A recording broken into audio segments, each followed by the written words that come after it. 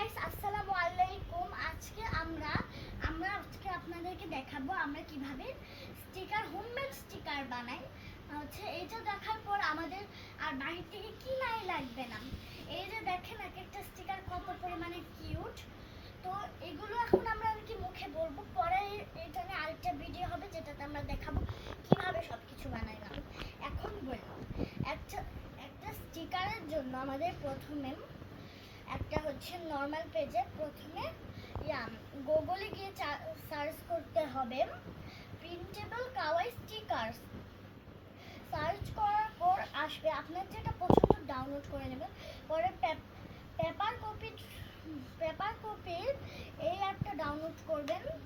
Paper copy অ্যাপটা download করে ওইখানে দিয়ে লক বাটনটাতে চাপ দিবেন। লক করে এটা আপনি প্রথমে ওই ইয়াটার উপর রেখে তারপর আপনি ড্রয়িং করা শুরু করবেন।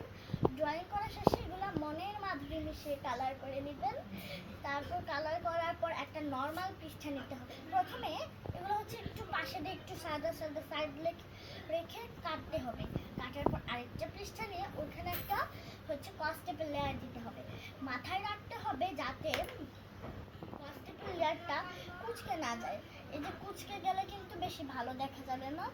এখন ওই লেয়ারটা দেওয়ার পর উপরে যে আমি স্টিকারগুলো কেটে রেখেছিলাম, মানে কাগজগুলো কেটে রেখেছিলাম, কার্টুনগুলো, ওই কার্টুনগুলো সাজিয়ে রাখতে হবে। পরে উপরটা আরেকটা রাখতে হবে, ওইটার সময় সেম। এখন বাকিটা মনোযোগ দিয়ে শুনতে হবে, না হলে কিন্তু আপনার স্টিকার লাগবে না। এখন পরে এমনভাবে কাটতে হবে যাতে এই যে পাশ দিয়ে থাকে। আর থাকলে হবে কি, এই যে আপনাকে একটা দেখাই, এই যে এখানে লাগায় দেখাই একটা। এই যে যদি না থাকেন তাহলে কিন্তু পরে কস্টেপটা থাকবে না, কারণ পাশেই কিন্তু আমাদের কস্টেপ। আর এই যে দেখেন কত সুন্দর করে লেগে যাচ্ছে, এই দেখেন উঠছে না। এখন এরকম এত সুন্দর স্টিকার কেন বানাইতে চাইবে?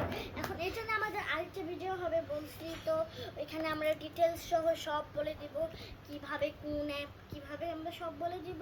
তো এই ভিডিওটা এতটুকুই। আসসালামু আলাইকুম, আল্লাহ হাফেজ।